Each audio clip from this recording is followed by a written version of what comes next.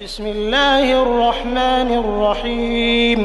اللہ کے نام سے شروع جو نہایت مہربان ہمیشہ رحم فرمانے والا ہے۔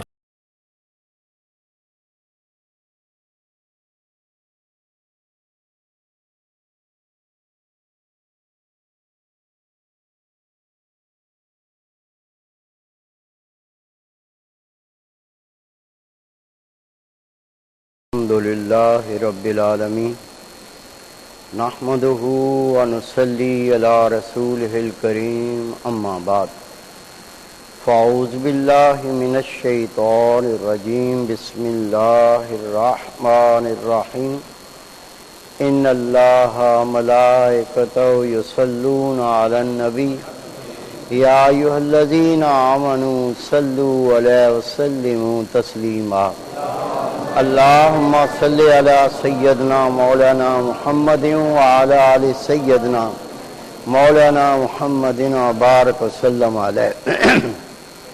میرے عزیز دوستو، واجہ احترام بزرگو، انتہائی پیارے بیٹو، کوئی مقام ہو، کوئی دن ہو، اس کی عزت، اس کی شان اللہ کس طرح سے بڑھاتا ہے۔ جس طرح سے اس کی نسبت ہوتی ہے ویسی سے شان عطا کی جاتی ہے۔ اگر کسی ذات کا، کسی مقام کا اللہ سے تعلق جڑ جائے، وہ جگہ، وہ مقام عزت والا ہو جاتا ہے۔ آج جس ماہ کا ذکر کرتے ہیں اس ماہ کا نام ہے شعبان معظم۔ اللہ کے محبوب حضرت محمد مصطفیٰ حمد مجتبی نور مجسم صلی اللہ علیہ وسلم کا فرمان ہے، رجب اللہ کا مہینہ ہے، شعبان میرا مہینہ ہے، اور رمضان شریف میری امت کا مہینہ ہے۔ رسول پاک صلی اللہ علیہ وسلم نے فرمایا، شعبان کی عزت دوسرے ماہ پر ایسی ہے جس طرح سے مجھ محمد کی عزت باقی انبیاء کرام پر ہے۔ اللہ تعالیٰ نے اس مہینے کو کس طرح سے عزت دی، کس طرح سے یہ شان دی۔ شعبان میں علماء کرام فرماتے ہیں 5 حروف ہیں۔ سب سے پہلا شین، شرف والا، جو اللہ کا بندہ، خدا کی بندی، خدا کے مومن بندے اس ماہ میں اللہ کا ذکر کریں گے، نماز پڑھیں گے، اللہ کی عبادت کریں گے، اللہ تعالیٰ ان کو بھی شرف والا بنا دے گا۔ شعبان کا دوسرا لفظ ہے عین، جس کے معنی ہے عزت والا۔ اللہ تعالیٰ نے شعبان معظم کو عزت والا مہینہ بنایا۔ وہ اللہ کا بندہ جو اللہ کی رضا کے لیے، رب کی خوشنودی کے لیے اس مہینے میں اللہ کی عبادت کرے گا، نوافل پڑھے گا، قرآن پاک کی تلاوت کرے گا اور کوئی نیکی کرے گا، رب کریم اس کو اس ماہ کی برکت سے عزت والا بنا دے گا۔ تیسرا لفظ ہے با، برکت والا۔ یہ مہینہ تو برکت والا ہے، یہ مہینہ تو شان والا ہے، اس کے اندر عبادت کو اللہ بڑھاتا ہے، لیکن وہ اللہ کا مومن بندہ، وہ خدا کی مومنہ بندی جو اللہ کی رضا کے لیے اس مہینے میں عبادت کرے گا، اللہ تعالیٰ اس کو برکت والا بنا دے گا۔ عمل تو چھوٹا ہوگا، نفل تو تھوڑے پڑے ہوں گے، روزہ تو ایک رکھا ہوگا، لیکن اللہ رب کریم اس کا ثواب عام دنوں سے بڑھا کر بہت زیادہ عطا کرے گا۔ چوتھا لفظ ہے الف، جس سے منسوب ہے امن و امان۔ یہ مہینہ امن و امان والا ہے، لیکن اللہ کا کوئی مومن بندہ، خدا کی مومنہ بندی اس دن میں اللہ کو راضی کرنے کے لیے، رب کی خوشنودی کے لیے اللہ کی عبادت کرے گا، اللہ رب کریم اس کو بھی امن و امان عطا فرما دے گا۔ شعبان کا آخری لفظ ہے نون، نجات۔ اللہ کا مومن بندہ، خدا کی مومنہ بندی اس مہینے کے اندر اللہ کی عبادت کریں گے، اللہ کا ذکر کریں گے، روزے رکھیں گے، نوافل پڑھیں گے، اس کے صدقے اللہ تعالیٰ اس کو جہنم سے نجات عطا فرما دے گا۔ یہ مہینہ کتنی برکت والا ہے۔ رسول کریم حضرت محمد مصطفیٰ احمد مجتبی نور مجسم صلی اللہ علیہ وسلم فرماتے ہیں، اے مومنو، تم جس طرح سے رمضان شریف میں روزے رکھ کے اپنے آپ کو پاک کرتے ہو، نماز پڑھ کے اپنے آپ کو پاک کرتے ہو، اسی طرح سے شعبان میں بھی اپنے آپ کو پاک کیا کرو۔ کیا معلوم چلا رمضان شریف میں تراویح پڑھی جاتی ہے، قرآن پاک کی تلاوت کی جاتی ہے، روزے رکھے جاتے ہیں، نوافل ادا کیے جاتے ہیں، اللہ کا قرب حاصل کرنے کے لیے، تقوی اختیار کرنے کے لیے، پرہیزگار بننے کے لیے۔ رسول پاک صلی اللہ علیہ وسلم نے فرمایا اسی طرح تم عبادت کر کے، نوافل پڑھ کے، روزے رکھ کے تم اپنے آپ کو پاک کیا کرو۔ میرے پیارے بھائی، میرے بیٹے، میری پیاری بہن، میری بیٹی، رسول پاک کا فرمان ہے، حدیث پاک ہے، روایت کرتے ہیں ابو امامہ باہلی رضی اللہ تعالیٰ عنہ، فرماتے ہیں اللہ کے محبوب نے فرمایا جس مومن نے شعبان معظم میں ایک روزہ رکھا، اللہ رب کریم اس کے لیے جنت کے دروازے کھول دے گا، جہنم کے دروازے بند کر دے گا۔ اللہ کے محبوب حضرت محمد مصطفیٰ احمد مجتبی نور مجسم صلی اللہ علیہ وسلم نے فرمایا جو شعبان کی پہلی تاریخ کو روزہ رکھے اللہ تعالیٰ اس کو 1000 شہداء کا ثواب عطا کرے گا، 1000 سال کی عبادت کا ثواب عطا کرے گا۔ جب وہ روزے کو افطار کرے گا جس طرح خدا کا نبی روزے افطار کرتا ہے اس کو اللہ اس کی جزا دیتا ہے، اللہ اس روزے کے افطار کرنے پر اس اللہ کے رسول کے امتی کو وہی ثواب عطا کرے گا۔ رسول پاک نے فرمایا اللہ رب کریم پہلی شعبان کو روزہ رکھنے والا اس کا 1000 حوروں سے نکاح فرمائے گا۔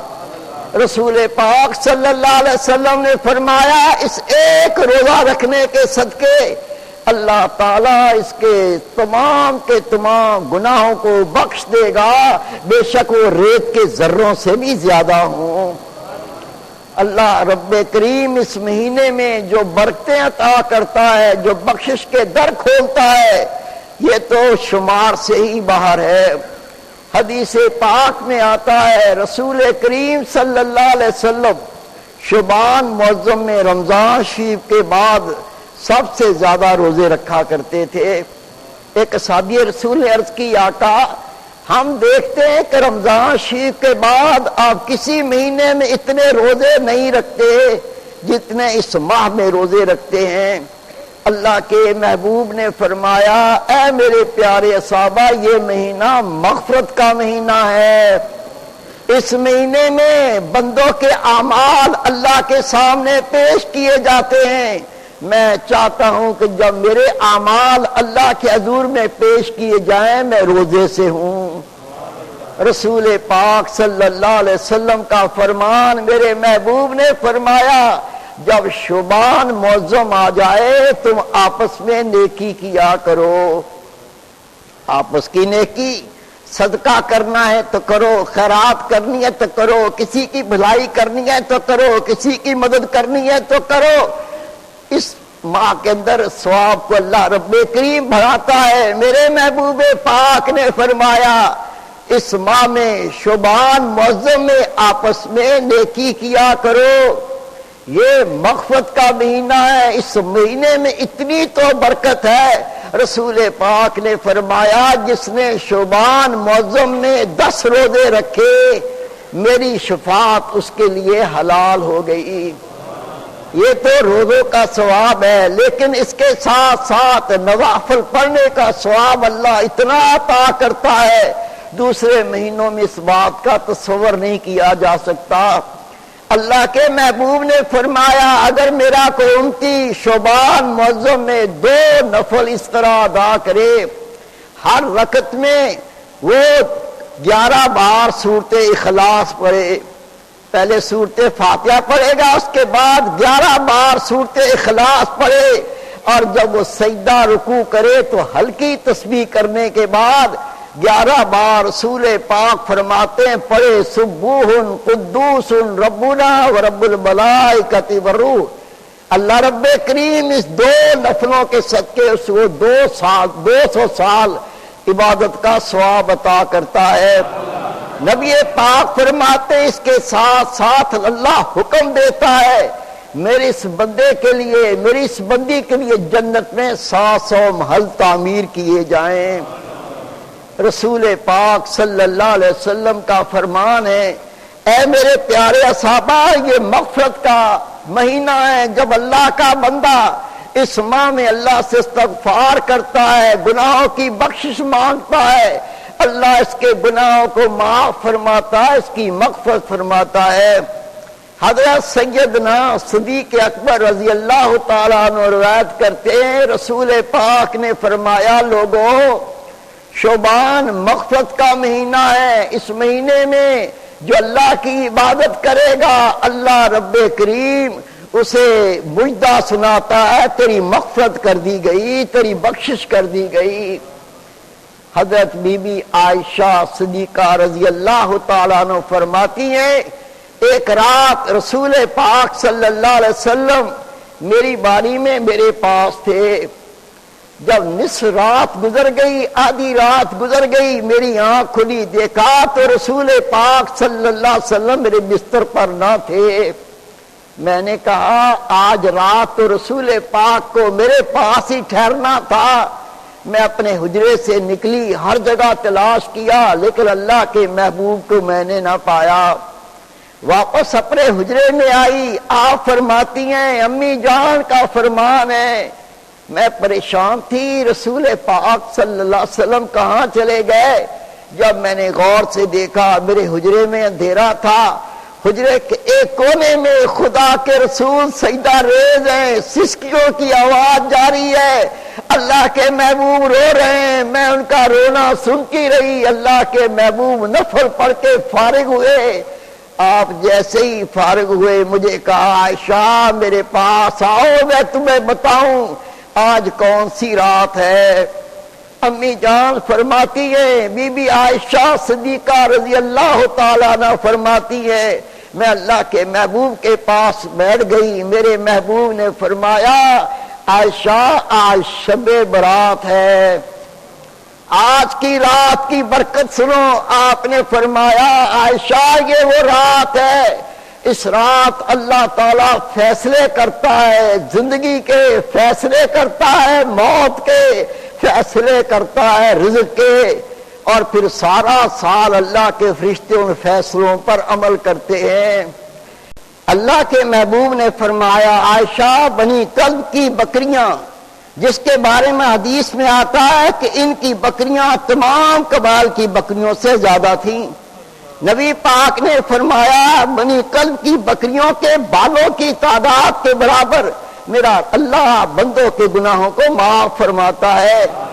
لیکن یہ بیان کر کے اللہ کے محبوب کی آنکھوں میں آنسو روا ہو گئے۔ میرے محبوب نے فرمایا میں عائشہ تمہیں نہ بتاؤں اتنی برکت والی رات میں کون محروم کر دیا جائے گا، کون بدبخت ہوگا، کون بدنصیب ہوگا۔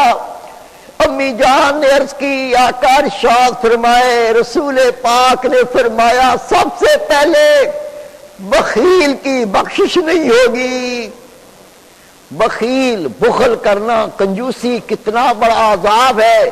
خدا کے محبوب فرماتے ہیں بخل ایک درخت ہے جس کی جڑیں زمین میں ہیں، جس کی ٹہنیاں جہنم میں ہیں۔ جو بخل کرتا ہے یہ اس کو کھینچ کے جہنم میں داخل کر دیتا ہے۔ اللہ کے محبوب نے فرمایا سب سے پہلے بخیل، اس رات اللہ سب کی بخشش فرماتا ہے، لیکن 3 طبقے ایسے ان کی بخشش نہیں ہوتی۔ سب سے پہلے رسول پاک نے فرمایا بخل کرنے والا، اور دوسرا رسول کریم صلی اللہ علیہ وسلم فرماتے وہ شخص جو اپنے والدین کو اذیت دے، والدین کو تکلیف دے، اس کی بخشش نہیں ہوتی۔ حدیث پاک میرے محبوب پاک حضرت محمد مصطفیٰ احمد مجتبی نور مجسم صلی اللہ علیہ وسلم فرماتے لوگوں اللہ تعالیٰ جو چاہے گا گناہ معاف کر دے گا، جو چاہے گا گناہ بخش دے گا، لیکن جس نے اپنے والدین کو اذیت دی ہوگی، والدین کو تکلیف دی ہوگی، یہ گناہ نہ بخشے گا اللہ، اس کو عذاب دے گا۔ اور تیسرا، اللہ کے محبوب نے فرمایا، تیسرا شراب پینے والا یا شراب پلانے والا، اس کی بخشش نہ ہوگی۔ حدیث پاک میرے محبوب نے فرمایا، جس نے ایک گھونٹ شراب پی ہوگی اسے 9000 سال جہنم کا عذاب دیا جائے گا۔ اللہ کے محبوب فرماتے ہیں شراب پینے والا، شراب پلانے والا، شراب بنانے والا، شراب لے جانے والا سب گناہ میں برابر ہوں گے۔ رسول پاک صلی اللہ علیہ وسلم نے فرمایا، تیسرا وہ شخص ہے جو شراب پیتا ہو یا پلاتا ہو، اس کی بخشش نہیں ہوتی۔ پھر اللہ کے محبوب نے فرمایا، اگر یہ تینوں بھی اللہ سے سچی توبہ کر لیں، اس رات کی ایسی برکت ہے اللہ رب کریم ان کو بھی معاف فرما دیتا ہے۔ یہ رات شعبان کی 15 تاریخ کی رات ہے۔ اس رات میں اللہ کے محبوب فرماتے ہیں، جو اللہ کی عبادت کر کے اس رات کو زندہ کرتا ہے، یہ بندہ مر جائے گا لیکن پھر بھی وہ اللہ اس کو زندگی دے گا۔ اللہ کے محبوب فرماتے ہیں، جس نے اس رات کو زندہ کیا وہ مر کے بھی زندہ رہے گا۔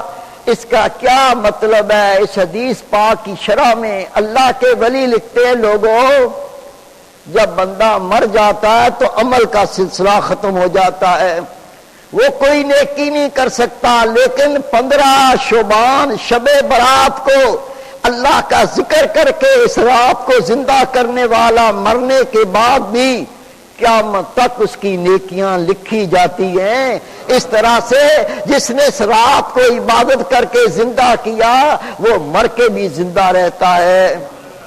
یہ رات عبادت کی رات ہے، اللہ کے ذکر کی رات ہے۔ رسول پاک فرماتے ہیں، جس نے شب برات کو اللہ کی عبادت کی، اللہ کا ذکر کیا، نفل ادا کیے، اللہ رب کریم ندا کرتا ہے، اے میرے بندے کوئی ہے جو اپنے گناہ کی بخشش مانگے میں اس کے گناہ معاف کر دوں، جو توبہ کرے میں اس کی توبہ کو قبول کر لوں، جو مجھ سے رزق مانگے اس کو رزق عطا کروں۔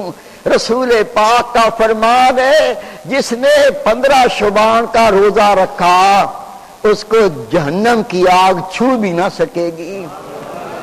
بس یہ اور برکت والی راتیں ہیں شب برات، کیونکہ اس مہینے میں ہے، یہ مہینہ اللہ کے محبوب کا مہینہ ہے۔ اس رات اللہ رب کریم فیصلے صادر فرماتا ہے۔ اس رات کا خیال رکھیں، یہ جب مہینہ آئے رسول پاک کی تعلیم کے مطابق نوافل ادا کریں، روزہ رکھیں، اللہ کا ذکر کریں، رب سے مغفرت مانگے، گناہ سے توبہ کریں، تاکہ یہ گھڑیاں ہمارے لیے بخشش کا ذریعہ بن جائیں۔ وما توفیق